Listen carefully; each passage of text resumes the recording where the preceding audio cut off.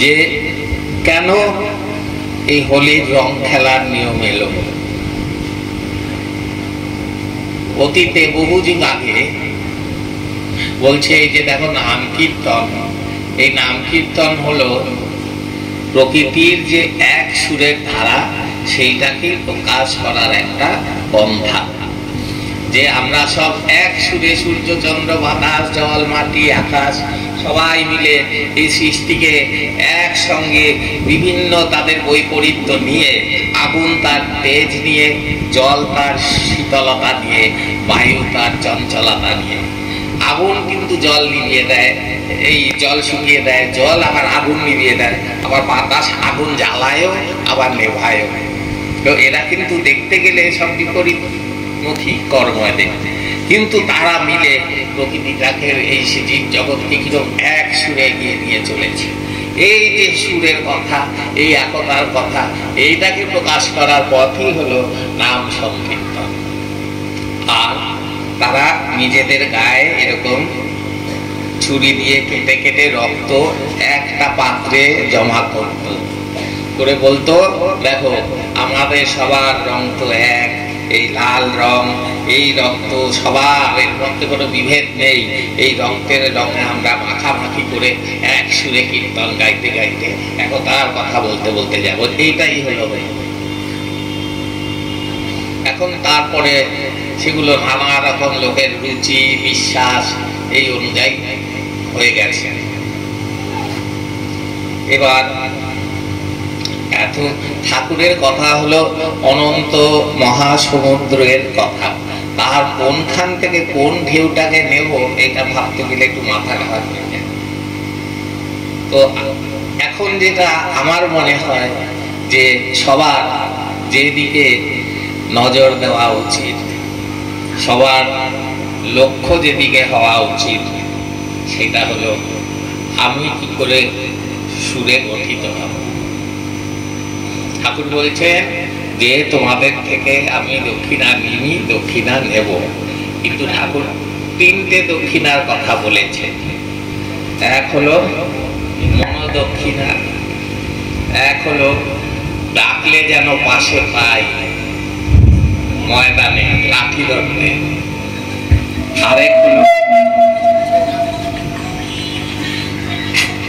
আরেকটা হলো তোমরা নিজেদের সুন্দর করে গড়ে তোলো। এটা কিরকম হচ্ছে কেন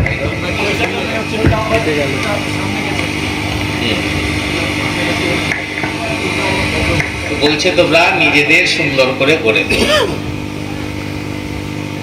এবার আমরা নিজেদের যদি প্রশ্ন করি তাহলে একটা এখন বাদ রাখতে হবে, সেটা হলো ডাকলে যেন পাশে পাই। মাঠে নামবো, বাপ বেটা বেটি একবারই নামবো, একবারই ভাববো। যদিও এখন অনেকে মাঠে নামার ইঙ্গিত দিয়ে দিচ্ছে, এখনই নামতে হবে, ওটা সরিয়ে রাখলাম। আর রইল দুটো, মনোদক্ষিণা আর নিজেকে সুন্দর করে গঠিত করে তোলা। এবার এটা তো যে যার নিজের মন দিয়েই বুঝতে পারবে যে তারা কি মন দক্ষিণা দিতে পেরেছে। এবার তারা ভাববে হ্যাঁ দিতে পেরেছি, নামে আসছি, বাড়িতে ঠাকুরের ছবিতে 2 বেলা ধূপ জ্বালাচ্ছি, নৈবেদ্য দিচ্ছি, হ্যাঁ নানান রকম ক্রিয়াকলাপ ঠাকুরকে কেন্দ্র করে হচ্ছে। কিন্তু আমার প্রতি কর্মে, প্রতি চিন্তায় ঠাকুরের সুর আছে কি? আমি যেটা করছি সেই কর্ম ঠাকুরের অনুমোদন আছে কি? বিবেকের সুরের সাথে মিলে আছে কি? প্রভুর নির্দেশের প্রতিটি বাণী কি আমার জীবনধারার সাথে সমৃদ্ধভাবে চলেছে? আমি মিথ্যা কথা বলি না, আমি বড় চর্চা করি না, আমার মধ্যে ভেদাভেদ জ্ঞান নেই, হিংসা নেই, বিদ্বেষ নেই, দলাদলি নেই, নেতৃত্ব নেই, আত্মপ্রতিষ্ঠা নেই, এগুলো কি বুক ঠুকে আমরা বলতে পারবো কেউ? তাহলে আমি তো দেখছি যেহেতু ঘরে আছি, ঘরের লোকেদের নিয়ে, সেই জন্যই বলছি যে এমন অনেক লোক দেখবে যে আগে থেকে একটা ধারণা করে নিয়ে বিদ্বেষমূলক আচরণ করে, না মিশে না জেনে কথা না বলে লোকের মুখে শুনে একটা ধারণা করে নিল এই লোকটা খারাপ। এবার কি হলো, ঠাকুর বলছে ধারণার ফল বিষময়। এই যে ধারণার পরে একজনের সম্বন্ধে একটা ধারা এসে চলতে শুরু করলো, এই ভুলটাই কিন্তু বাড়তে থাকে, সঠিকতার থেকে সে ক্রমশ দূরে সরে যাচ্ছে, কারণ সে ধারণায় শোনা কথায় চলছে। তাই জন্য ঠাকুর বলেছেন, যখনই কোনো বিষয় নিয়ে মনে দ্বন্দ্ব সন্দেহ আসবে জিজ্ঞেস করে নেবে। এই আজকে একজন কি নাম যেন সোমনাথ দাস, সে আমাকে বললো আপনার সাথে একটা কথা আছে। আপনি বলেছেন নেতাজি বেদের সাবজেক্টের মধ্যে পড়ে না। আমি বললাম হ্যাঁ, আগামী 1 কোটি উড়ার বলতে গেলেও এটাই বলবো, কারণ বেদ হলো জ্ঞান, প্রকৃতির রহস্য, সৃষ্টি তত্ত্ব, এইটার উন্মোচন করার জন্য যে কর্ম, যে নিয়ম, এটাই বেদের নিয়ম। আর নেতাজি হলো ঠাকুরের ভালোবাসার জায়গা, ঠাকুরের খুশির জায়গা, এটা বেদ নয়।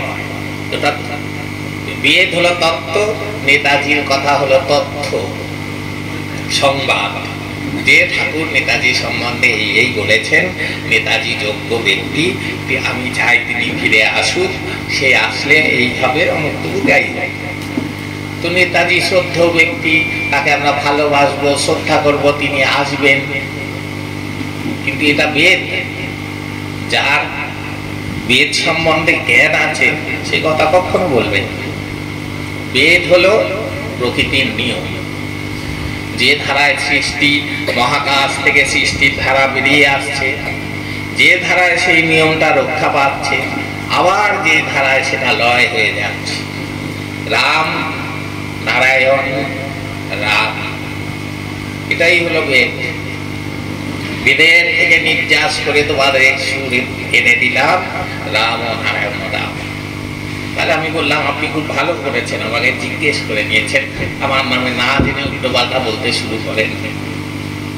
তাহলে এইরকমই যে সব বিষয়, যেখানে জ্ঞানের ক্ষেত্রে ঠাকুর বলছে নম্র হবে, সেখানে কিন্তু তোমার যদি অহংকার, ইগো এ থাকে, তাহলে তুমি এগোতে পারবে না। একটা ছেলে স্কুলে ভর্তি হয়ে যদি বলে কেন মাস্টারের কাছে পড়বো, আমি নিজে নিজেই হব, সে সম্ভব? তাকে তো ধারাটা জানতে হবে কি করে একটু একটু করে এগোয়। যদি চর্চা না থাকে, সবাই তো রবীন্দ্রনাথ নয় যে স্কুলে না গিয়ে ওই বিশ্বকবি হয়ে যাবে। তাহলে এরকমও কথা শুনি। এগুলো কেন বলছি? এগুলো চলার পথে এগুলো ভুল। কেউ কেউ বলে যে ওর কাছে কেন শুনতে যাব ঠাকুরের কথা, ঠাকুরের কথা ঠাকুরের থেকেই শুনব। অবশ্যই আমিও তো ঠাকুরের থেকেই শুনেছি, কিন্তু ঠাকুরের থেকে শুনে বুঝেছি কতটা, সেটাও তো দেখতে হবে। ঠাকুরের কথা শুনে সেটা পালন করে বুঝে যদি আমরা সঠিকভাবে ফুটে উঠতাম, তাহলে আজ তো আমরা সব এক সুরে এক লক্ষ্যে ছুটে যেতাম। আমাদের চেহারাই অন্যরকম হতো, আমরা একে অপরকে দেখে জড়িয়ে ধরতাম। তুমি কে, কোন শাখা, কার পন্থী, কোন দল দেখতামই না। তুমি ভালো ব্রহ্মচারীর সন্তান, আমার বুকে এসো, ওই আছে এটা নেই। আমি তো আজই দেখছিলাম যে বিদ্বেষপূর্ণ দৃষ্টি, বিদ্বেষপূর্ণ আচরণ সব হচ্ছে, কিন্তু এটা তো ঠাকুরের শিক্ষা নয়। তার সন্তান হয়ে ঠাকুর বলছে প্রেমের পথে, জ্ঞানের পথে, বেদের পথে তোমরা যাদের নিয়ে আসতে পারো, কতজনকে আনতে পারো সেটা আমি দেখব। তো প্রেম নিজেদের মধ্যেই নেই, তো বিশ্বে কি প্রেম বিতরণ করবে? একতা নিজেদের মধ্যেই নেই। তাহলে আমাদের প্রথমেই যেটা প্রয়োজন সেটা হলো আমরা এক গুরুর সন্তান, এক লক্ষ্য আমাদের, তাকে খুশি করা। এটা ছাড়া দ্বিতীয় লক্ষ্য না। ঠাকুরের খুশি আমাদের একমাত্র লক্ষ্য,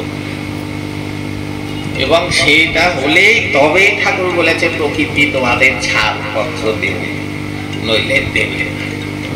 তাহলে ঠাকুরের খুশি পেতে গেলে, ঠাকুর ব্যথা পায় এরকম কোনো কাজ করা চলবে না। আমি বলছি আমি ঠাকুর প্রেমী, আমরা কি যাকে ভালোবাসি তাকে আঘাত দিয়ে এরকম চলি, খুশি করি সারাক্ষণ।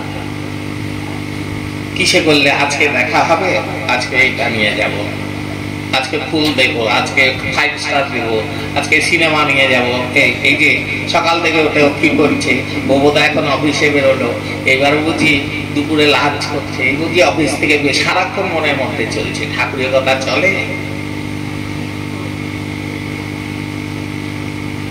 অন্তরে যেন সারাক্ষণ প্রতিষ্ঠিত থাকে গুরুর চিন্তা, সেই স্মরণ। তাহলে যখনই আমি কোনো বেদ বিরোধী কাজ করতে যাব, আমার যদি সারাক্ষণ স্মরণ থাকে, আমি পারবো না।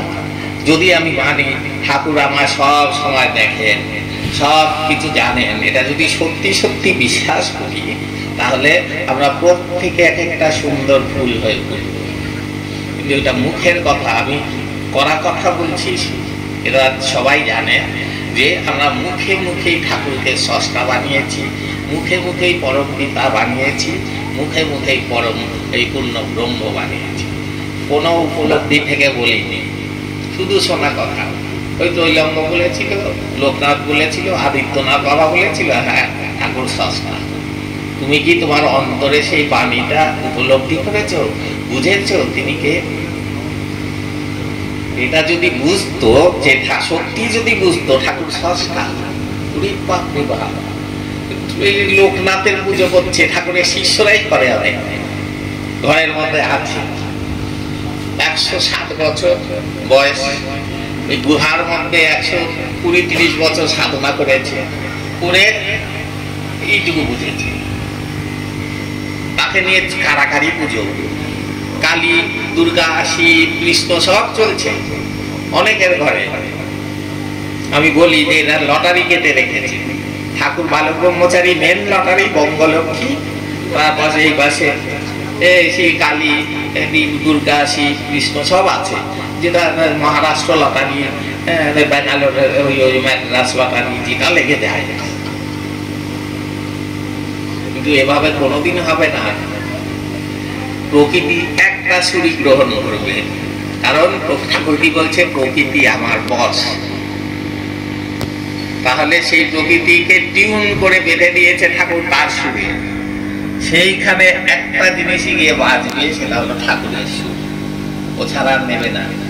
আর সব সিজড হয়ে গেছে, পরিষ্কার বলে দিচ্ছি। আর কোনো দেব দেবতার কোনো ক্ষমতা এখন আর নেই, সব সিজড, সব ঠাকুরের হাতে চলে গেছে।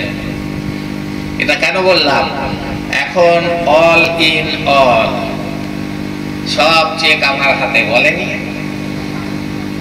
তাহলে এটা করেছে, এখানে ঢোকে দিয়ে গুছিয়ে নেওয়ার চেক আমার হাতে, আত্মার চেক আমার হাতে, পার করে দেওয়ার চেক আমার হাতে। কার কাছে ছুটে কি হবে? সময় নষ্ট হবে, আর কিছু হবে না। তাহলে এই যে জল, একটা পাথরে দিনের পর দিন এক ফোঁটা দেখুন কি হবে, এই কবে কি গর্ত হবে, তা 5 বছর পরে এসে দেখে একটা গভীর ফুটো হয়ে গেছে, এক জায়গায় জল পড়ে পড়ে পড়ে পড়ে। তাহলে এরকমই 1 লক্ষে দিনের পর দিন মনন করতে করতে করতে করতে কি হবে, এইখান থেকে এই জঞ্জালের আবহাওয়া ফুটো করে দিয়ে ঠাকুরের কাছে ওই রাস্তা হয়ে যাবে। এসব জঞ্জাল, মিথ্যা, হিংসা, দলাদলি, এইসবের চাদর পড়ে আছে আমাদের আবহাওয়াতে, অ্যাটমসফিয়ারে। ঠাকুর বলেছে আপনার সাগরে পলিউশন হয়ে গেছে, অন্ধকারের চাদর, এইটাকে না তুললে ওই আলো, নিউ লাইট আসবে না। তাহলে সেই অন্ধকারের চাদর তুলতে হলে সবাই মিলে হয় একসাথে টান দাও, সেটা নেই, নইলে ইন্ডিভিজুয়ালি রাস্তা করে গর্ত করে বেরিয়ে যাও, সেই সাধনা নাই। এই যে বলছে ঠাকুর কবে আসবে, কবে বিপ্লব হবে। জগতের কাছে কবে ঠাকুর আসবে ওই দিয়ে মাথা ঘামিয়ে লাভ নেই, তোমার কাছে কবে আসবে ওইটা ভাবো। অমৃততে যে বললো ঠাকুর যে আমার সময় রাত 3টা, এই আমাকে যে দায়িত্ব আনতে পারবো তার কাছেই যাবো। এখানে কোন লোকটা হাত তুলে বলুক তো, আমি রাত 3টের সময় দেখেছিলাম ঠাকুর এসেছিলেন, খালি গায়ে এসে করেছিলেন, এক গামলা মিষ্টি দিয়েছি খেয়ে গেছেন, টেপ রেকর্ডার, ফটো, অমুক তমুক সব। তাহলে কেন হয়নি? সেই ডাকটা নেই, সেই লক্ষ্যে স্থির নেই, সেই যে গভীরতা, সেই যে নিষ্ঠা নেই। আমাকে তার জন্য আমার উপর রেগে যাক, আমাকে গালাগালি দিক, যা তা বলুন, কিন্তু আমি এটা বলবো এটা সত্যি। আমার কারোর কাছে প্রিয় হওয়ার কোনো ইচ্ছাও নেই, প্রয়োজন নেই। প্রিয় হতে হবে ঠাকুরের কাছে। কি বলছে? সারা বিশ্বের লোক তোর দিকে, আমি তোর দিকে নাই, তোর কোনো মূল্য নাই। আর সারা বিশ্বের লোক তোর বিরুদ্ধে, আমি তোর পক্ষে, তোর মূল্য আছে। তাহলে আমার সাথে ঠাকুরের সম্পর্ক, আমি তাকে কবে টেনে এনে আমার কাছে আনতে পারবো, এই ঠাকুরকে আনার চেষ্টা করতে হবে। ওই জগতের ঠাকুর তিনি বুঝে নেবেন, ওই দায়িত্ব কবে আসবেন, কি হবে, এলে শিষ্যরা আগে দৌড়ে পালাবে। শিষ্যরা ভাবছে কি ওইখানে বিপ্লব হবে আর আমি এইখানে বসে গ্যালারিতে বসে দেখবো, কাটাকাটি, মারামারি সব ধ্বংস হচ্ছে, জলে ভেসে যাচ্ছে, দশা নছা হচ্ছে, আমি এখানে বসে টিকিট কেটে গ্যালারিতে বসে দেখবো বিপ্লব। সেও যে ওর মধ্যে পড়ে হাবুডুবু খাবে এদিক ওদিক, এটা বুঝছে না। প্রয়োজনে 7 দিন রক্ত খাইয়া থাকতে হইব। তাহলে এই মূর্খের স্বর্গ থেকে নেমে এসে বাস্তব চিন্তা তো করতে হবে। আবেগের ঠেলায় শুধু চললাম, আমার গুরু স্রষ্টা, আমার গুরু স্রষ্টা, তো তোমার কি হলো? তুমি কি? এই ইংল্যান্ডের রানী ছিল ভিক্টোরিয়া, দেখা গেল তার নাতি ইংল্যান্ডের একটা গলিতে একটা রকে বসে ফুচকা খাচ্ছে, কিরম দেখতে লাগবে? তাহলে তুমি যাকে বলছো পূর্ণ ব্রহ্ম স্রষ্টা, জগতের মালিক, তার সন্তান কি চেহারা কি? এর টিপলে একটা কিছু সিদ্ধি মুক্তি নির্বাণের কিছু বেরোবে?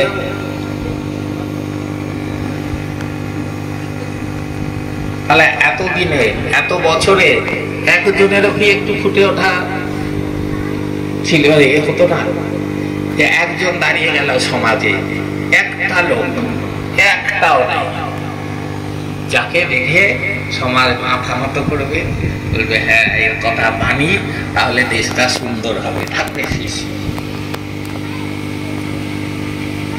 তাহলে বোঝা যেত হ্যাঁ ঠিক, আমরা দেশকে বদলে দেব। এই তো একটু আগে শুনছিলাম দলাদলি ভুলে যাও, ভেদাভেদ ভুলে, আর আমি হাসছিলাম বসে।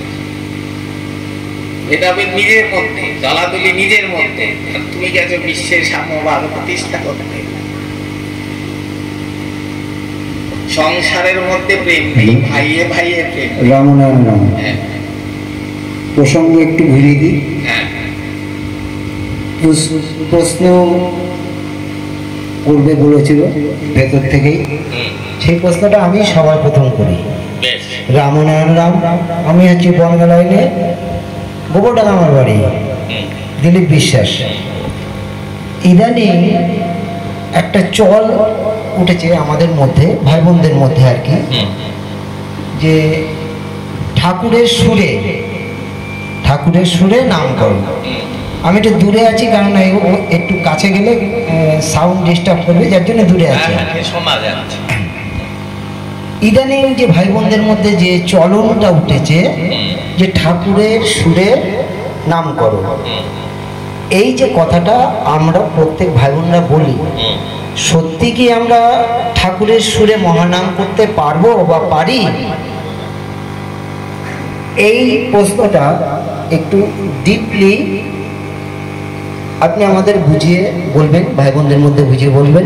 খুব সুন্দর প্রশ্ন। তা না হলে এই আসরেই কালকেই গন্ডগোল হয়েছে, আজকেও সকালবেলাও একটা গন্ডগোল হয়েছে যে মহানাম ঠাকুরেশ্বরে করুন, উনি বলছেন ঠাকুরেশ্বরে করুন, এই না একটা দ্বন্দ্ব, যাকে আমাদের মধ্যেই দ্বন্দ্ব, এই ঠাকুরের সুরে আমি বলছি নাম করুন। ঠিক আছে, রাম রামনারায়ণ রাম। আচ্ছা, ঠাকুর বলছেন কি, আমি তোমাদের সাথে বাপ বেটা বেটির সম্পর্ক করে নিয়েছি। তার মানে কি, বাবার সন্তান বাবার গুণই তো পায়, সেও তো আবার একদিন বাবা হয়, তাই তো? তাহলে বাবা যে নামটা দেখালেন, যে সুরটা দিলেন, সেই সুরটা যদি সে নিষ্ঠা করে চর্চা করে অবশ্যই পারবে। নোটেশন করে আমি তো দিয়েছিলাম, সেটাকে বলে দিল এই ভুল ভাল। আমি আত্মপ্রতিষ্ঠা প্রচারের জন্য বলছি না, সত্য বলার জন্য বলছি। আমি অল ইন্ডিয়া রেডিওর খেয়ালের শাস্ত্রীয় সঙ্গীতের শিল্পী, যেটা ভীমসেন যোশী গাইত, রশিদ খান, ভীমসেন যোশী। তাহলে আর যে লোক বলেছে সে গান জানেই না, শেখেইনি। তাহলে ঠাকুর কি কি নোট লাগিয়েছেন, আমি আমার কথা যদি ভুলও হয় আমি বলবো যে অরিয়া চক্রবর্তী তো পণ্ডিত ব্যক্তি, আমি যে স্বরলিপিটা করে দিয়েছি ঠাকুরের কণ্ঠটা তাকে শোনাও আর এই স্বরলিপিটা দেখাও, দিয়ে বলো ভুল বলেছে না ঠিক বলেছে। অবশ্যই সম্ভব, নোটেশন আছে তো, আমি গিয়ে দেখাচ্ছি। রাম নারায়ণ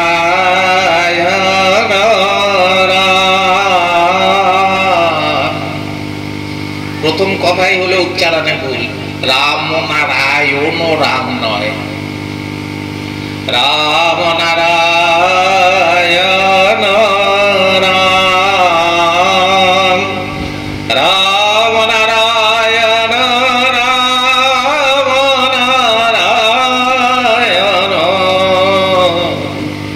রাম নারায়ণ রাম। এই তো স্বরলিপি। আমার সাথে ডাক সবাই, তাহলে নিজেরাই বুঝবে। রাম নারায়ণ রাম, রাম নারায়ণ রাম, রাম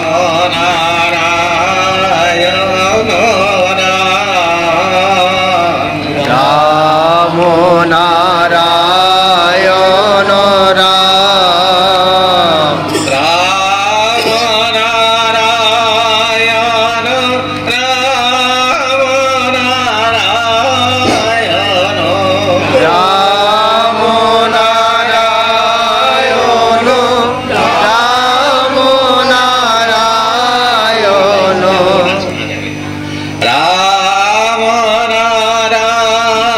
নারায়ণ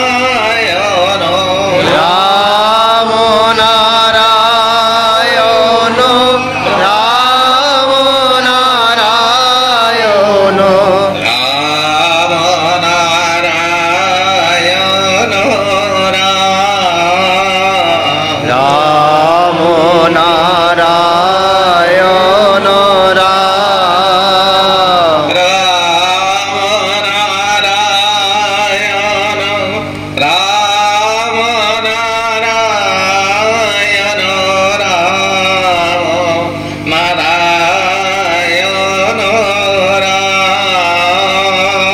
রাম, রাম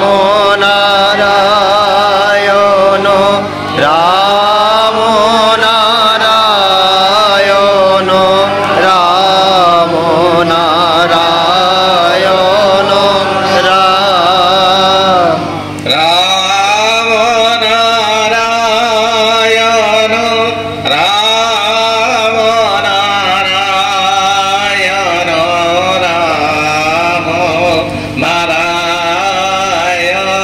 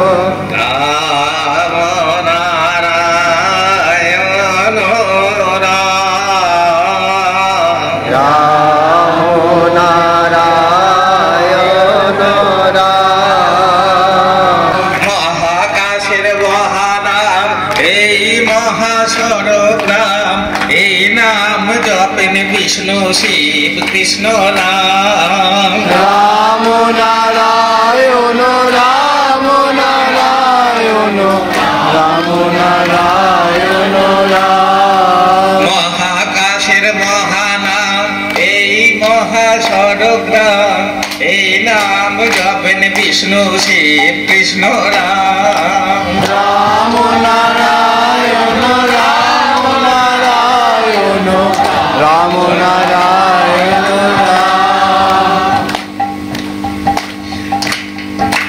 নীলাকাশ কৃষ্ণ তারি হতে প্রাণের ধারা, সেই ধারা বারে বারে হলো রাধা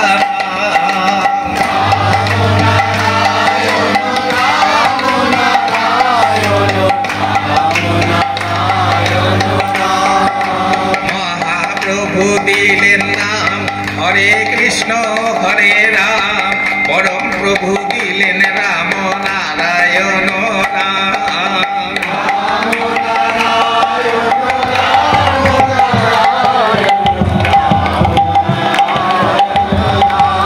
গুরু দিলেন দীক্ষা আমি বেদের শিক্ষা, বাড়ি চরণেতে মন দক্ষিণা দিলাম।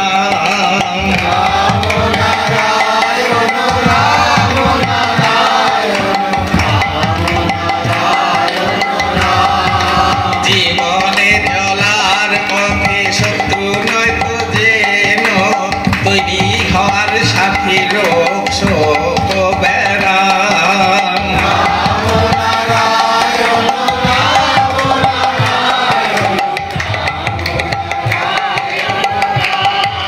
দাঁড়ে দাঁড়ে করো গান, ভুলে মান অপমান, তবেই হবে শুদ্ধ বুদ্ধদের ধরাধাম।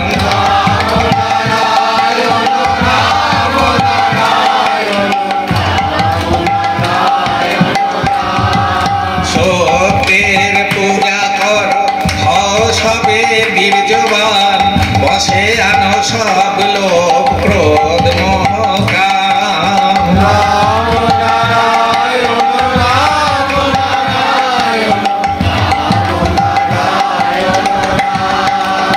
রাম নারায়ণ রাম নারায়ণ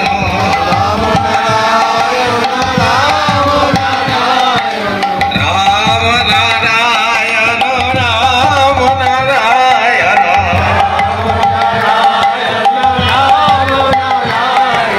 রাম নারায়ণ রাম নারায়ণ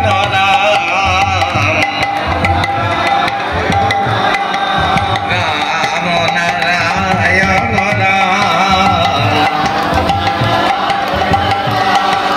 মহাকাশের মহাসড়গ্রাম,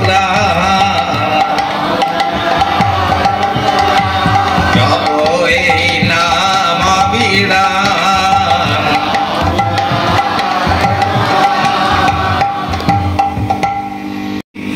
এখন যে কত সুন্দর সুরে সব গাইল, কি কিছু বলেন?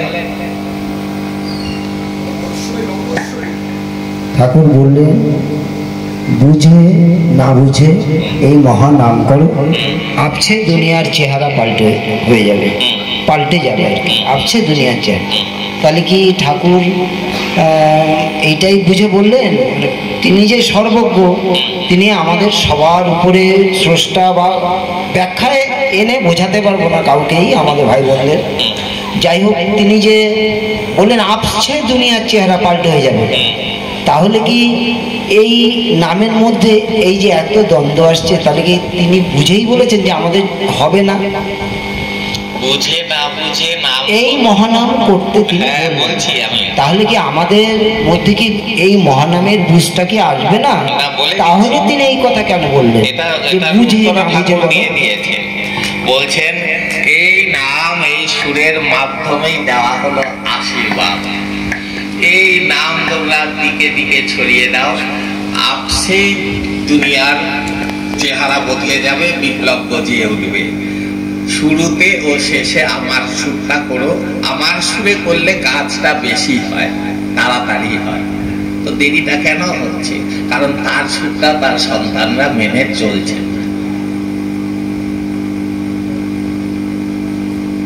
ঠাকুর শুরু করলেন রাম নারায়ণ রাম, সন্তানরা শুরু করছে রাম নারায়ণ রাম নারায়ণ, খেয়াল বানিয়ে দিয়েছে রাম নারায়ণ, এটা নাম হচ্ছে এটা সরল সহজ সুরে যেরকম গুরু দেখিয়েছেন। এটা কি জলসা নাকি যেখানে আবার কালো আরতি দেখাতে বসেছি? ঠিক ঠিক যত না পালন করবে যতক্ষণ না হবে না পরিষ্কার করে দেখুন না। 1 মাস সব শিষ্যরা সব বন্ধ করে দিয়ে ঠাকুরের সুরটা করবে, 1 মাসে বদলে যাবে। করবে না, কোথায় লাগবে ইগোতে? আমরা ঠাকুরের সামনে এই নাম করেছি বলে বলে আমরা তো করেছি, কই ঠাকুর তো কিছু বলেনি। আমি বলি হ্যাঁ, তুমি ঠাকুরের সামনে মিথ্যা কথা বলেছো, পরনিন্দা চর্চা করেছো, ঝগড়া করেছো, ছলচাতুরি করেছো, ঠাকুর তো সহ্য করেছে তোমাকে, দেখি তোমার এই বিশুর নামটাও সহ্য করেছে। একদিন সূর্যের নাম করছে একটা ছেলে, সে বিকট শরীর, ঠাকুর দর্শন দিতে দিতে, কিন্তু এইটারে এখনো থামাস নাই। ঠাকুরই বলছেন এইটারে এখনো থামাস নাই। এরকম শুনি যেখানে নাম শুনে কানে হাত দিতে মনে হয় কখন থামবে। সে নিষ্ঠা নেই, ডিসিপ্লিন নেই, যে যা খুশি বলছে, যে যা খুশি গাইছে, এরকম করে হয়। একটা এই যে সব মঠ মন্দির গুলো আছে, কি ওরা ভুল কি ঠিক আছে ওদিকে যাচ্ছে না। ভুল যদি হয় সেটাও ডিসিপ্লিন করে, ভুলটাও ডিসিপ্লিন মেনে করে। এখানে কোনো ডিসিপ্লিন নেই, এখানে অভিষেক গাইছে, এখানে ঘুরে বেড়াচ্ছে সবাই। এরকম করলে হবে না। আমি গাইতে বসবো কখন?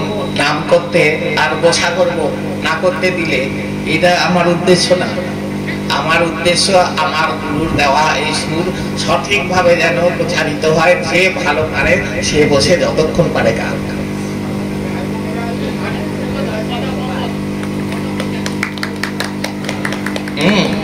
তাহলে সবাইকে আমার যার যে গুণটা ভালো আছে তাকে সেই দিকটায় ঠেলে দেওয়া, আরো বেশি করে ফুটে উঠবে। থেকে কেউ কিছু প্রশ্ন করবেন, কেউ কিছু বলবেন? বিদেশের পড়াশোনার সিস্টেম হলো যে যার যেদিকে ন্যাক আছে তাকে ওই দিকে ঠেলে দেয়। আর এখানে কি এই শুরু থেকে তোকে বাবর, আকবর, হুমায়ুন করতেই হবে, তোকে ওই বিজ্ঞান ব্যাংক কাটো, এই টিকটিকি কাটো, এই করতে হবে, ভালো লাগুক কি না লাগুক। কিন্তু বিদেশে তা না, তোমার ইতিহাসের দিকে নেয়, ছোট থেকে ওই দিকেই তোমার স্কুলে এনকারেজমেন্ট করবে। এখানে আমি তত্ত্ব বলতে বসলে আমার গুরু ভাই বলবে ও বসে ঘরে বসে জ্ঞান দেওয়া খুব সহজ, মাঠে নামো। সবাই যদি মাঠে নেমে যায় তাহলে ঘরের কাজ কে করবে? বউ, বাচ্চা, স্বামী, স্ত্রী, শ্বশুর, শাশুড়ি সব মাঠে নেমে চাষ করছে, ঘরের রান্না কে করবে? তাহলে আমার যে গুরু ভাই বোনেরা পথে ঘাটে দেয়াল লিখনে নিজেদের ঘাম ঝরিয়ে শরীর পাত করে এরও দিনের পর দিন খাচ্ছে, ওদের তত্ত্ব চর্চা করার সময় নেই। ওরা পথে ঘাটে খেটে খেটে এই ঠাকুরের বাণী প্রচার করছে।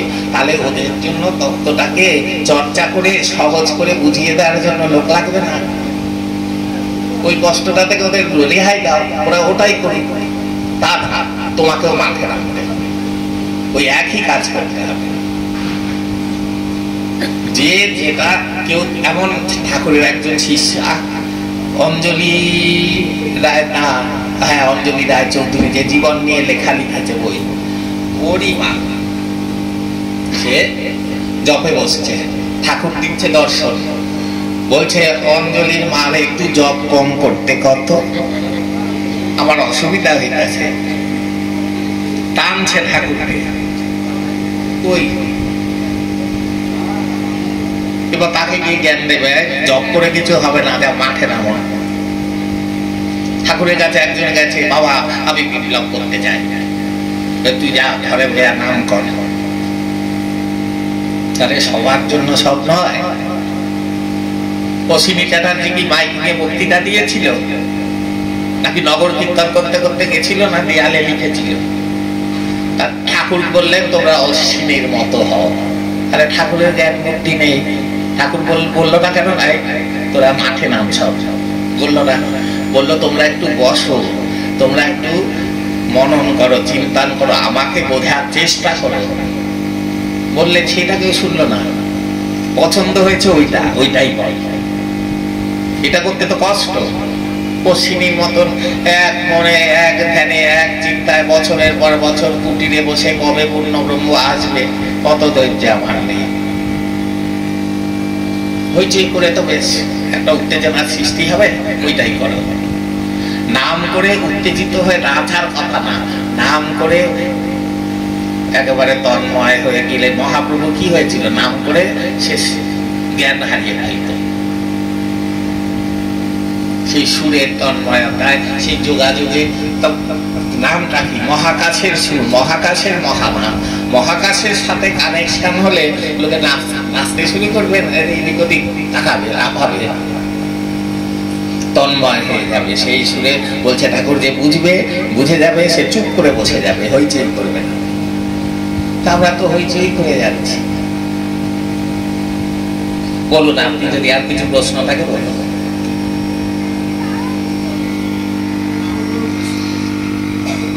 সবার হবে, আমি কিন্তু সবাইকে নেগেটিভে বলছি না। প্রত্যেকের ঠাকুর যাকে দীক্ষা দিয়েছে তার প্রত্যেকের হবে, কিন্তু যার ৮০ হতে পারত না ৮ হয়ে যদি যায়, এটা তো ঠিক না।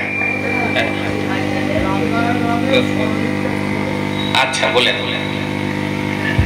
একটা হলো কি, সব শিষ্য গড়ে ২৯ পেয়েছে।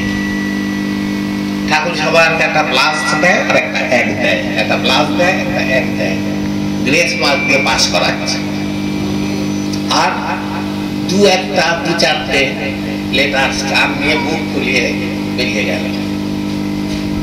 বলছে যে আমি দীক্ষা দিতাছি, সন্তান তৈরি করতেছি, একটা হইল উদ্ধার করার জন্য, ওইটাই বেশি। মানে কি, পোটলা বন্ধ কইরা একবারে গাড়িতে তুইলা ফালাইতে পারলেই হইল। আর কিছুকে তৈরি করতেছি শিক্ষক করার জন্য। একটা স্কুলে দেখা গেল ২-৩ হাজার ছাত্র।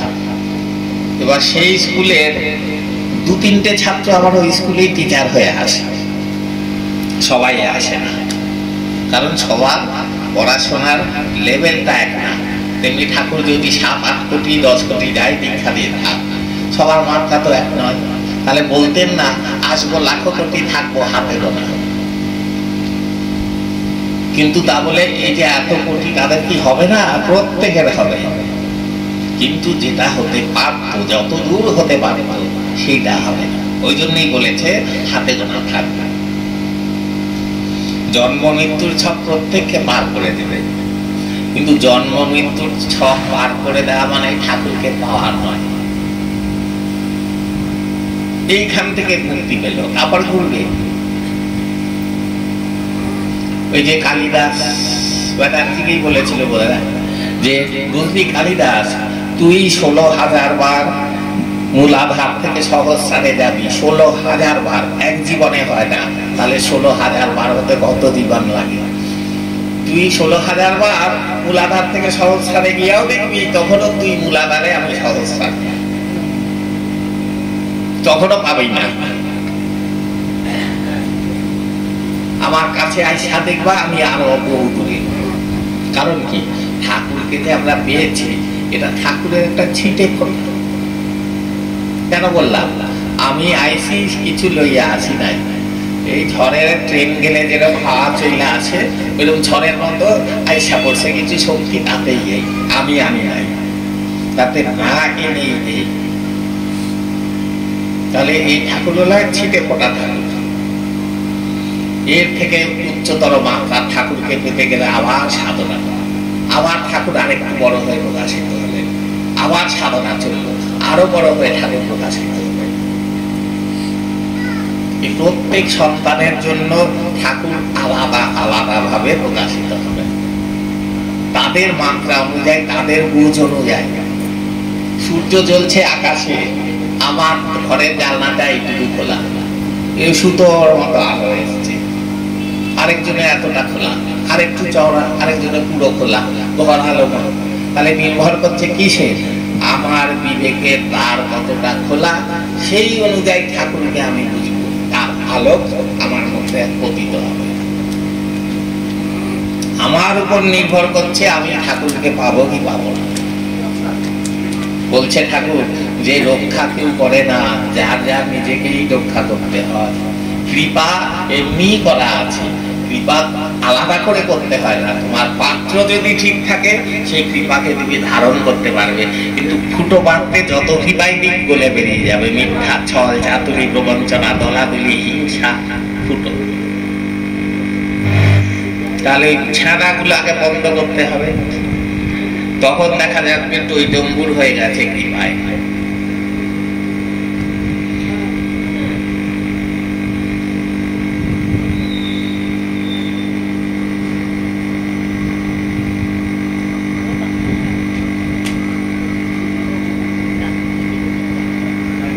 কথা বলবো, আমার লোককে খুশি করবো না, আমি লোকের মঙ্গল চাইছি বলে এগুলো বলছি।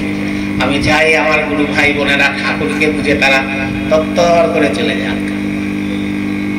ঠাকুর প্রায় 32 বছর অন্তরালে একে একে সবাই চলে যাচ্ছে, তাদের দক্ষিণা দান কিভাবে পূর্ণ হবে? ও আচ্ছা, বুঝেছি, যারা মরে গেল তারা কি করে গুরু দক্ষিণা দেবে? ওই যে বললাম 3টে গুরু দক্ষিণা। একটা হলো নিজেকে সুন্দর করে তৈরি করো, একটা হলো আচ্ছা দেখছি, আরেকটা হলো আমাকে মনোদক্ষিণা দাও, আরেকটা হলো ডাকলে যেন পাই। যারা বেঁচে থাকবে তারা ডাকলে পেয়ে দেবে, আর বাকি যারা মরে গেছে মনোদক্ষিণা দেবে। আর নিজেদের সুন্দরভাবে গড়ে তোলার চেষ্টা, কতটা পারলে দেখবো না, কি মন নিয়ে করেছ দেখবে। নাই পারতে পারি, কিন্তু চেষ্টা ছিল আন্তরিক। ঠাকুরকে দেখার, তার এত কোটি শিষ্য তো চেষ্টা করেছে, কিন্তু হারু, গৌরী শঙ্কর, সুভাষ, তারপরে রায় সারাক্ষণ ঠাকুরের চারদিকে ঘুরছে।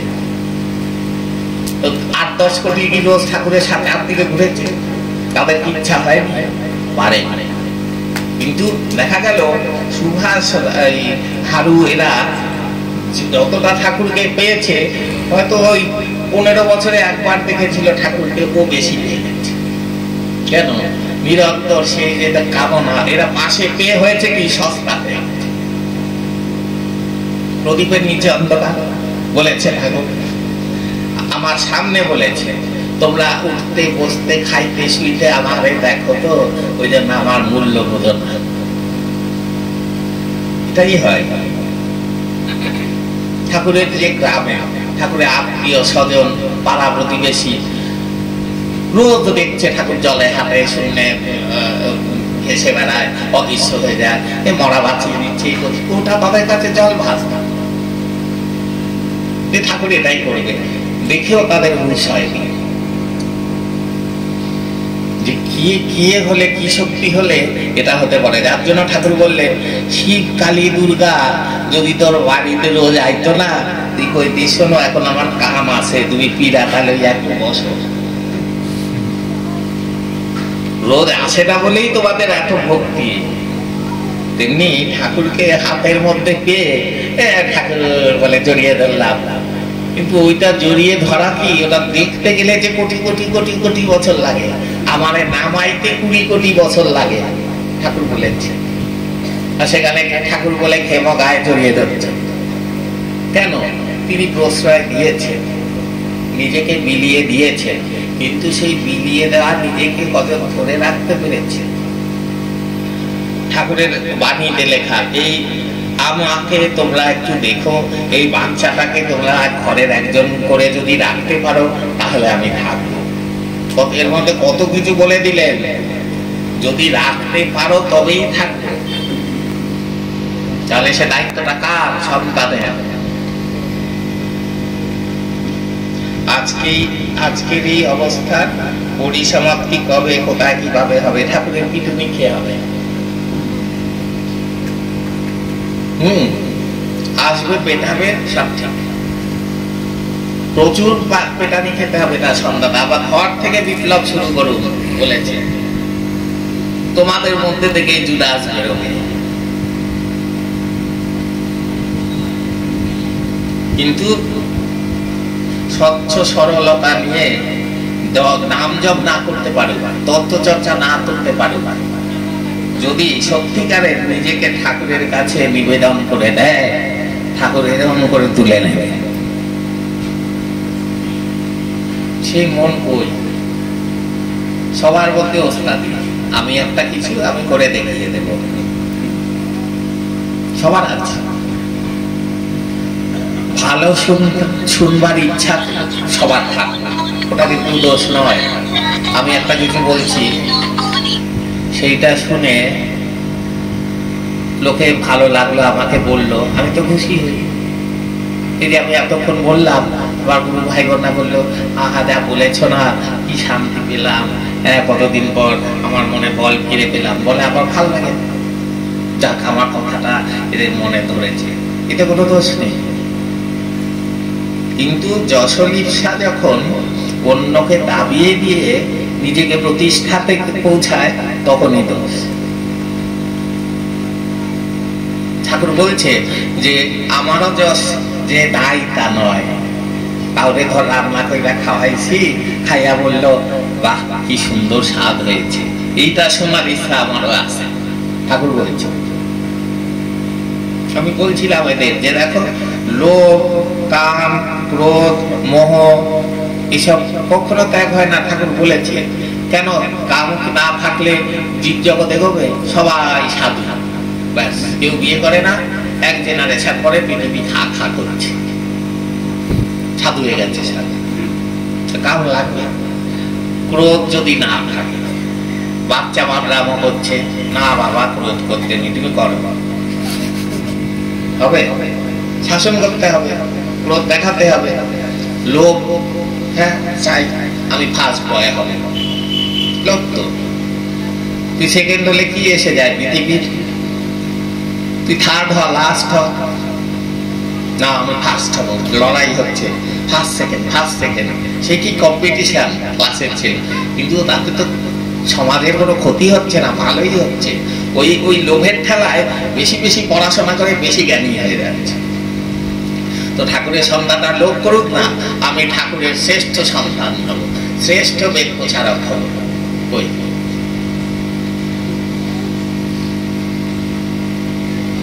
তাহলে আমাদের ইচ্ছাগুলো বলো, আমাদের লক্ষ্য তা ঠিক নেই। আমাদের লক্ষ্য হলো ঠাকুর, ঠাকুরের দিকে আমরা সকলে মিলে এগিয়ে যাব, একে অপরকে সাহায্য করতে করতে। সূর্যের রশ্মি এই যে পৃথিবীর দিকে যখন আসে, ওগুলো কিন্তু সব এক একটা বলে ফোটন কণা, প্রত্যেকটা কণা একটা আলো এরকম না, সব দানা দানা অনেক আলোর রশ্মি এরকম ছুটে আসছে, আমরা মনে করছি রোদের রেখা পড়েছে। এই যে কণাগুলো কোনোটা বেশি কোনোটা কম, কিন্তু যখন সূর্য থেকে বেরোয় বড় ছোট থাকে, কিন্তু চলার পথে একে অপরের সাথে সব ভাগাভাগি করে সমান হয়ে যায়। ওই জন্য রোদটা যখন গায়ে এসে পড়ে, এখানটা কালো এখানটা লাল এরকম হয়, সমান ভাবে পড়ে। তাপটা নিজেদের মধ্যে সমভাবে ভাগ করে নেয়। তাহলে এই গুরু ভাই বোনেরাও ঠাকুর সম্বন্ধে তার যে প্রেম, তার যে জ্ঞান, তার যে সুর, সেটা সমান ভাবে ভাগ করে নাও। তুমিও এগিয়ে চলো, আমিও এগিয়ে চলি, যতদূর পারি তোমার হাত ধরে আমি যাব, এই মানসিকতা থাকবে। তারপরে তুমি বুঝে গেলে তোমার জলে পুকুরে ফেলে দেওয়া হচ্ছে, তুমি হাত পা ছুঁড়ে ছুঁড়ে সাঁতার শিখছো, কিছুটা ধরে থাকে আবার ছেড়ে দেয়, ধরে থাকে ছেড়ে দেয়, যেদিন শিখে গেল আর ধরে না। তাহলে এইরকমই আমাকে যারা জিজ্ঞেস করে আপনি একটু বলুন তো, আপনি একটু ঠাকুরকে জানিয়ে দিন তো, বলে এগুলো ভুল। ঠাকুরকে জানিয়ে দেবো তার মানে তোমার ঠাকুরের উপর এই মানে দ্বন্দ্বহীন বিশ্বাস নেই। আমি বললেই ঠাকুর শুনবে এটা তোমার নেই, আমাকে কেন বলতে হবে? ঠাকুরের কোনো ওই রকম পক্ষপাতিত্ব নেই যে এটা বেশি শুনবো বললে ওটা শুনবো না। না, তোমার তার সাথে কানেকশন সব যদি প্রেমে, ভালোবাসায়, নির্দেশ পালনে তুমি যদি নিরন্তর যুক্ত থাকো, ঠাকুর সব জানে, সব শোনে, কিন্তু প্রয়োজন বুঝে উত্তর দেয় না। এখন দুম করে যদি তোমায় উত্তর দিয়ে দেয়, তুমি আবার চমকে গিয়ে ভয় পেয়ে যাবে। সখাবার সামনে যদি এসে পড়ে, এই বলছে আর ভালো লাগে না, ঠাকুর তুলে নাও, তুলে নাও। ঠাকুর এলো, হয়তো তক্ষুন এলো, চল চল। হ্যাঁ ঠাকুর, এই ছেলেটার পরীক্ষা, মেয়েটার বিয়ে ঠিক করেছি, নিজেরাই বলবে তখন মুখের কথা। আর ভাল লাগে না, ঠাকুর নিয়ে নি। আমি ঠাকুরকে ডাকি না। এই যে আমি বললাম যে 3টে সবাইকে ডেকে আনতে পেরেছ, আমি তো ডাকি না, ডাকিনি, চেষ্টাই করিনি। কেন করিনি? কারণ আমার লজ্জা হয় যে আমার কি যোগ্যতা যে তিনি আমার সামনে এসে দাঁড়াবেন, কি আমার আছে এমন তাকে নামাতে 20 কোটি বছর লাগে। আমি কিটা এমন করেছি যে তিনি আমার সামনে এসে দাঁড়িয়ে পড়বেন? তখন আমি কি করব বলুন সকলে? ঠাকুর সামনে এসে দাঁড়িয়ে বললো, কি করবে? কি কেন ডাকলি? বাবা এই করবে। ঠাকুরের কাছে গিয়ে কোন শিষ্য এখানে আছে একজনও যে বলেছে বাবা আমাকে তুমি একদম সেই বেদের যুগের ঋষির মতো বেদ কর্মী করে দাও? আছে?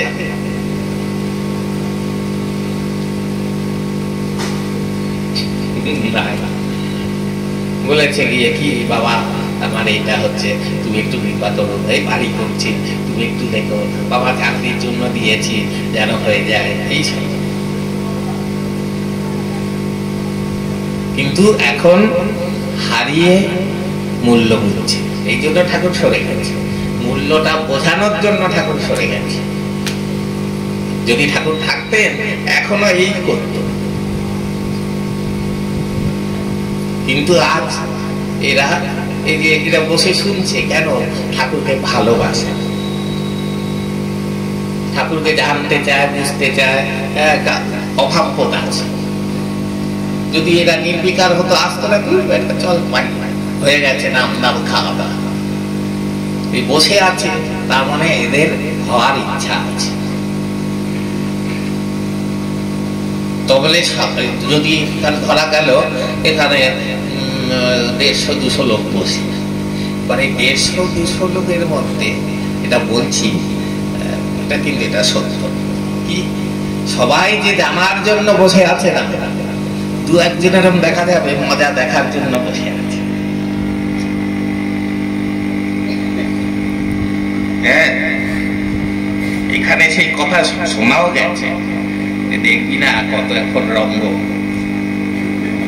এই জন্যই বললাম যে সবার মানসিকতা একটা, মজা দেখার জন্য অনেক লোক আছে, বা একটু খবরাখবর কি হচ্ছে না হচ্ছে একটু জেনে যায়, এদিক ওদিক তো বলতে হবে। খুব বেড়েছে বুঝলি, এগুলো সত্যি, এইগুলো থেকে রক্ষা পেতে হবে। এই জন্য বলছি যে যারা করে তারা নিজেদের বাঁচানোর জন্য এগুলো ত্যাগ করবে, এগুলো ঠাকুর থেকে দূরে সরিয়ে দেয়। কেউ যদি খারাপও হয়, যদি ভুল ভালো বলে, তখন কি করতে হয়? তখন বলতে হয় এটা তুমি ভুল বলছো, এটা বলো। তাকে নিয়ে ব্যঙ্গ বিদ্রুপ লিখে তাকে বলে তাহলে এসব করে নিজেকে ডোবায়। আমি যদি ভুল করি আমাকে এসে বলো যে না এটা ভুল বললে, এটা ঠিক নয়, কত সুন্দর হবে। আমি যদি কাউকে শুনি যে কেউ এরকম বলেছে, আমি তাকে জানিয়ে দেবো, দেখো এটা তুমি শুনেছো, আমার সঙ্গে এটা মিথ্যে কথা, এটা ঠিক নয়। তাহলে এরকম সহজ সরল মন নিয়ে সবকিছু ওপেন, এটা হলে তত্তর করে এগিয়ে যাবে। সরল স্বচ্ছ মন না হলে ঠাকুরের দরজা বন্ধ। আমার মনের কথা তাকেই বলবো যে আমার নিয়ারেস্ট এবং ডিয়ারেস্ট আমার কায়ার সাথে ছায়া হয়ে গেছে। এই যেমন এই যে এটা নাড়াচ্ছি, ছায়াটাও ঠিক ওইরকম ভাবেই নড়ছে। কোনটা ফেলে দিলাম, ছায়াটা এখানে রয়ে গেল, হলো না। তেমনি ঠাকুর ভাবলেন, শিষ্য করে ফেললাম, তার নিজস্বতা কিছু নেই। ঠাকুর ভাবলেন, ও করে ফেললেন। এইটা হলো কায়ার সাথে ছায়া। মানে কি, সে সব মনটা পুরো দিয়ে দিয়েছে। ঠাকুর ভাবেন, ও করে। এই অবস্থায় পৌঁছাতে হবে, তবে তো ঠাকুরের মনের কথা বুঝবে। ঠাকুর কি চায়? আপনারা ঠাকুরের মনের কথা বোঝা তো দূর, বোঝার আমাদের ইন্টারেস্টও নেই। আমার এটা ভালো লাগছে, ঠাকুর করে দিক। ঠাকুর কি চায় আমার জানার দরকার নেই। আমি চাই আমার দোতলা হবে, মার্বেল বসবে, এসি লাগবে, তুমি করে দাও বাবা। তা নয়, ঠাকুর আমার এই অবস্থা, আমার মনে এটার উদয় হয়েছে, আদৌ কি এটা আমার জন্য প্রয়োজন জীবনে? ফটোর সামনে গিয়ে জিজ্ঞেস করে, ঠাকুর বলছে আমি ফটোর ঠাকুর নই। বলছে তো তোমার ঠাকুর তোমার সব ছবি সারা দেয়। বলে দেয়, তবে যেগুলি নকুল দানা বাতাসা জল একটু পায় ওগুলো একটু তাড়াতাড়ি দেয়। এ বললো শিষ্য ভাববে, এ আবার কি, পেলে তবে দেবে, নইলে দেবে না? তা নয়, বোঝেনি। এই যে নকুল দানার জল বাতাসা দেওয়ার জন্য ঠাকুরের সামনে একটু বসলো, একটু তাকালো, একটা যোগাযোগ হলো। ওইটুকু যে দেয় না, তা তো চিন্তায় ঠাকুর নেই। সারা দিনের কর্মকাণ্ডে কতটুকু কতবার বাবা বলে একটা অন্তরে ডাক দেয়। কিন্তু ওই যে যখন খেতে দিচ্ছে, তখন তো একবারের জন্য ভাবছে ঠাকুর তুমি এটা গ্রহণ করো। এই যে স্মরণটা এলো, পৌঁছে গেল। এই স্মরণটার প্রয়োজন। এটা যার ওগুলো না করে হয়, তার কিছু প্রয়োজন নেই। তার ঠাকুরের সিংহাসনেরও প্রয়োজন নেই।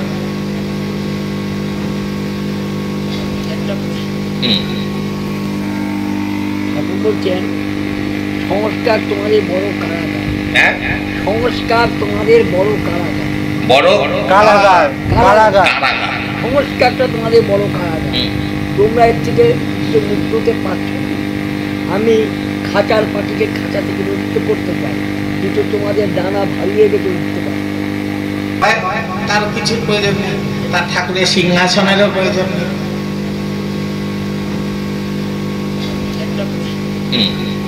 ঠাকুর বলছে, সংস্কার তোমাদের বড় কারাগার, এর থেকে তোমরা মুক্ত হতে পারছো না। আমি খাঁচার পাখিকে মুক্ত করে দিতে চাই, খাঁচা খুলে দিলেও উঠতে পারো না, ডানা ভারী হয়ে গেছে। এই সংস্কার যে এত বড় কারাগার, এর থেকে মুক্তির উপায় কি, এবং আমরা আজকে কি পজিশনে আছি, এখনো সেই সংস্কারের পিছনেই ঘুরছি। ঠিক আছে, বুঝে গেছি। বোঝা বলুন। প্রথম কথা, সংস্কার কাকে বলে? তো বন্ধ করে রাখুন, নইলে বোমা হবে। সংস্কার কাকে বলে? আমাদের ধারণা এই ফুল, বেলপাতা, ঘট, ডাব, স্বস্তিকা চিহ্ন, শনি মঙ্গল, কানমালা, নাকমলা, এগুলোই বুঝি সংস্কার। না, এগুলো শুধু সংস্কার নয়। এইগুলো করলেই আমার বুঝি পাপ হয়ে গেল, এটাও সংস্কার। আমি ঠাকুরকে মালা দেবো কেন? না, আমার সংস্কার হয়ে গেল। আমি ঠাকুরকে চন্দন পরাবো কেন? সংস্কার হয়ে গেল, এটাও সংস্কার। যে কোনো অবস্থার সাথে আমি আমাকে মানিয়ে নেব, এটাই হলো সংস্কার মুক্তি। আমার রোজ ওই গোপালকে নিয়ে শোয়াতে হবে, আর বসাতে হবে, আর মশারি টানাতে হবে, এটা সংস্কার। আমি যদি মাটিতে যেখানে সেখানে শুয়ে পড়তে পারি, আজ গোপালও মাটিতেই শোবে, পাপ হয়ে গেল রে। বলছে ঠাকুর দেবতা সম্বন্ধে এইটা সংস্কার। ঠাকুর দেবতা সম্বন্ধে এটা বললে যদি পাপ হয়ে যেত, তাহলে লোকে তো পাপে ডুবে গড়াগড়ি খেত কিসে? রোজ মনের মধ্যে একের অপরের সম্বন্ধে যা চলছে বিষক্রিয়া। আর ঠাকুর কি বলছে যে আমি যদি ভগবান হইতাম আমি রাগ করতাম না, আমি অভিশাপ দিতাম না। তোদের রাম ভগবান বুঝি খুব রাগী, কথায় কথায় অভিশাপ দেয়, রাগ করে। এই উপোস করলি না, অভিশাপ দিলাম। এই যে ফেসবুকে দেখি এই ছবিটি, এই মাত্র যদি এতগুলি প্রচার না করে আপনি নির্বংশ হবেন। তাহলে এমন দেবতা পৃথিবী থেকে দূর করে দেয়। হ্যাঁ, যে কিনা তার পুজো না করলে নির্বংশ করে দেয়, অমন দেবতার মুখই দেখবো না, ও দেবতাই না। এই যে কি বলে উপোস করো, ব্রত করো, ঠাকুরও শিবরাত্রির উপোস করিয়েছেন শিষ্যদের। কেন? শিবকে পাওয়ার জন্য না। না খেয়ে থাকলে কি ব্যথা পেতে হয় ওইটা বোঝানোর জন্য। কত লোক জীবনে না খেতে পেয়ে কতদিন কাটায়, সেটা তুই একদিন উপোস করে বোঝ। এটাই ছিল শিবের শিক্ষা, সেটাকে বানিয়ে দিয়েছে ওই। এইটাই সংস্কার। কোনো একটা কাজ এটা না করলে হবে না, এরকম না। কেন হবে না? ঠাকুরকে আমাকে রোজ এইভাবে দিতেই হবে তবেই ঠাকুর খুশি হবে না। ঘরের লোক করে রাখ দিয়ে আমায় বলেছে, ঘরের লোক তা আলাদা করে দিচ্ছ তাকে। আলাদা অবশ্যই করবে। কোন দিক দিয়ে? তুমি কোথায় আমি কোথায়, এই বোধটা রাখবে আলাদা, জিনিসপত্রে না। হ্যাঁ, ঠাকুরের বাসন আলাদা রাখবে, কারণ তোমার ঠাকুর ঘরের লোক বা ঠাকুরের শুদ্ধতা আর তোমার শুদ্ধতা আকাশ পাতাল। ঠাকুর হলেন 100% শুদ্ধ, তোমার অশুদ্ধ মুখ, অশুদ্ধ কান, অশুদ্ধ চোখ সব। তাহলে তোমার স্পর্শের জিনিস ঠাকুরের সেবায় কখনো দেবে না, কারণ তোমার সেই শুদ্ধতা নেই, সেই যোগ্যতা নেই। এই জন্য দেবে না। তার যে বাসন টাসন আলাদা রাখে, এটা একটা সংস্কার না। এটা মনের মধ্যে জাগ্রত রাখো যে তুমি কই আমি কই। কোনোভাবেই কোনো দিক দিয়েই তোমার সাথে আমার এই এক লেভেলে থাকার কোনো অবস্থাই নেই। যার জন্য বললো আমার মনের কথা বলার লোকই পেলাম না। তাহলে এই কথা বলার পর কেউ যদি বলে ঠাকুরকে বুঝেছি, তাহলে সে কি মহামূর্খ। ঠাকুর বললেন তো আমি মনের কথা বলার লোকই পাইলাম না, তাহলে ঠাকুরকে বুঝবে করতে। ঠাকুরকে আমরা যে যাটুকু বুঝেছি নিজেদের মাত্রা থেকে, নিজেদের বুঝ থেকে, নিজেদের সাধনা থেকে, আর এই বইটই করে মহাপুরুষদের বাণী আর ঠাকুর নিজের সম্বন্ধে সামান্য যা কিছু বলেছেন ওই ভেতর থেকে উপলব্ধি করে বোঝা অন্য জিনিস। সেই রকম যদি বলতে হয় তাহলে আবার সেটাও বিপদ। আমি যদি এখন আমার উপলব্ধি বলতে বসি, তাহলে লোকেদের কি হয়? তখন তারাও সেই রকম ভাবতে শুরু করে, এবার তার ফলটা কি হয়? থপাস করে পড়ে। ভিতহীন বাড়ি, ভিত নেই, 10 তলা তুলেছে। এবার আমি বললাম আমার চিন্তাটা, সে বললো তাই তো। এবার সেইভাবে চলতে গেল, তার তো ভিত নেই। যে কর্মটার ফলস্বরূপ আমার এই চিন্তাটা এসছে, ওই কর্মটা তো তার নেই, শতাং ওই চিন্তায় চলে গেছে। এই জন্য ওখান থেকে খরাস করে পড়বে। এই জন্য কারোর কিছু বলতে নেই, উপলব্ধি বলতে নেই। তখন সবাই কি ভাববে যে ও আচ্ছা এরকম আমারও ভালো এইরকমই হবে। ঠাকুর বললেন শোন আমার ইচ্ছা আছে তবে এই আত্মাটা দেখাবো। ঘরে ছিল 10-15 জন। এবার ওরা গিয়ে বললো এই শোন শোন শোন ঠাকুর বলেছে আমার আত্মা দেখাবে। 10 কোটি ভাবলো তাদের সবাইকে দেখাবে। বলেছে তুই 15 জনকে। এইরকম ঠাকুরের সাথে আমার কথাবার্তা বা মানে সবার বলছি কি আমি সাধনায় কি বুঝলাম এই করলাম, ওগুলো নিজের কাছেই রাখবে। যেটা কল্যাণে সবার লাগবে সেইটা বলা যায়। তারপর যদি এরকম কিছু বলিয়ে দিলেন যে এইটা সবাইকে জানিয়ে দিয়ে, সেটা তো বলতে হবে। বা অমুকের এই ক্ষতিটা হতে চলেছে সবকে বলে দিলেন, সেটা জানিয়ে দিল। কিন্তু আমাকে পার্সোনালি কি বললো যে তোমার এই তোমার সেই ওইটা,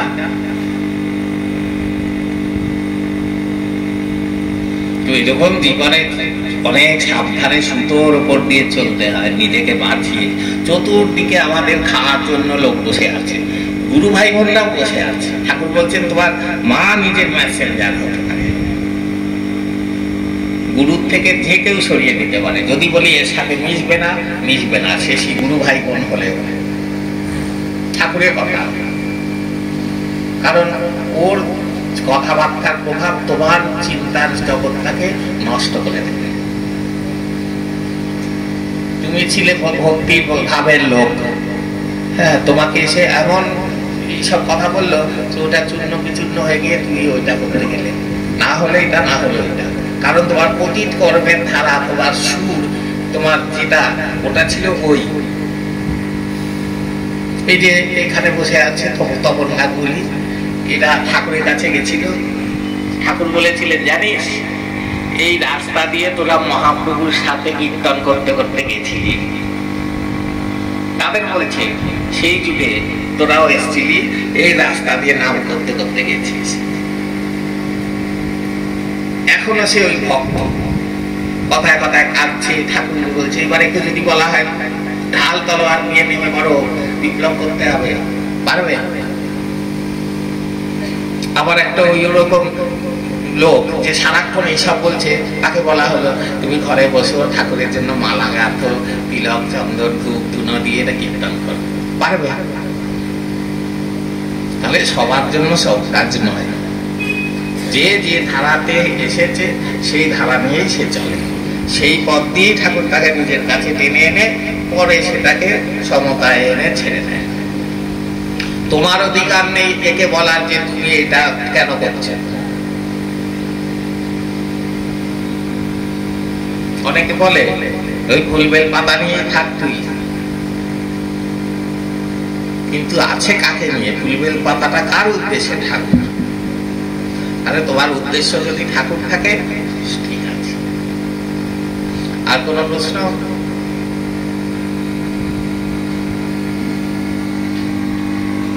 সুন্দর প্রশ্ন করছিল তো।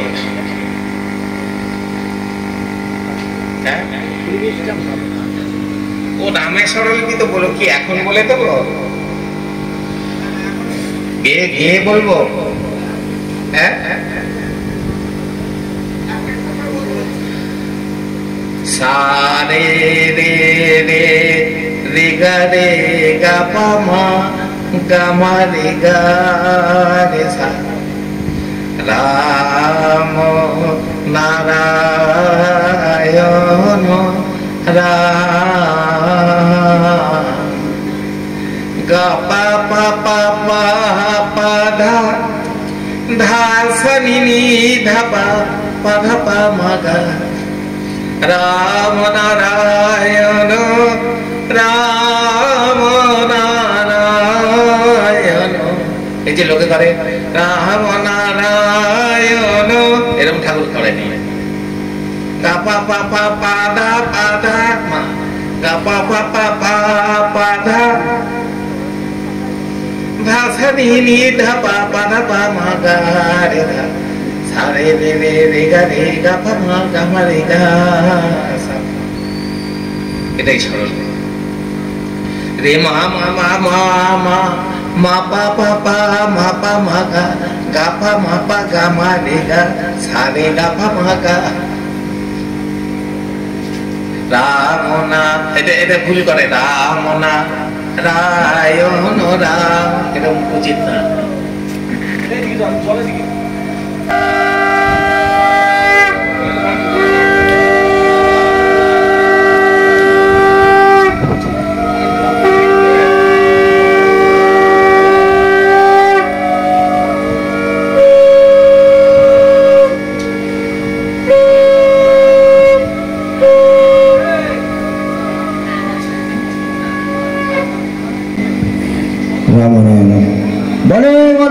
সিদ্ধ ঠাকুর এসেছে বালক ব্রহ্মচারী মহারাজ। বিশ্বপিতা জন্ম সিদ্ধ ঠাকুর এসেছে বালক ব্রহ্মচারী মহারাজ।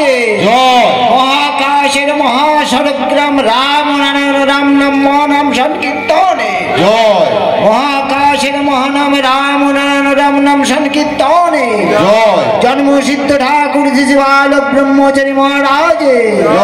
সন্তান দলে রাম নারায়ণ রাম।